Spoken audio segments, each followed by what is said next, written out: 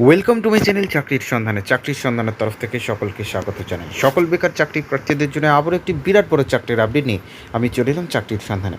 এবারে শুধুমাত্র মাধ্যমিক পাস ও উচ্চ মাধ্যমিক পাস যোগ্যতায় আসাম রাইফেলে প্রচুর শূন্য পদে কর্মী নিয়োগ করা হচ্ছে। যে কোনো ভারতীয় নাগরিক অর্থাৎ পশ্চিমবঙ্গের যে কোনো জেলার প্রার্থীরা। এই ভিডিওটিতে ডিটেলসে সব কিছু বলে দেবো, কেউ কিন্তু স্কিপ করবেন না। চলুন ডিটেলসে দেখে নেওয়া যাক। দেখুন, পদের নাম আছে টেকনিশিয়াল এবং ট্রেডসম্যান পদে। রাজ্যভিত্তিক বিভিন্ন ট্রেডে প্রার্থীদের নিয়োগ করা হবে। তবে পশ্চিমবঙ্গের ক্ষেত্রে যে সমস্ত ট্রেডে নিয়োগ করা হবে সেগুলি হলো personal assistant, lineman, field recovery, vehicle mechanic, electrical এবং মেকানিক্যাল ড্রটসম্যান, প্লাম্বার। রাজ্যভিত্তিক ট্রেড সম্পর্কে বিস্তারিত জানতে অফিসিয়াল নোটিশটি ডাউনলোড করে নিন। ডিসক্রিপশন বক্সে সেটা লিঙ্ক পেয়ে যাবেন। শূন্যপদের সংখ্যা 161টি। তবে রাজ্যভিত্তিক পশ্চিমবঙ্গের মোট শূন্যপদের সংখ্যা হলো 6টি।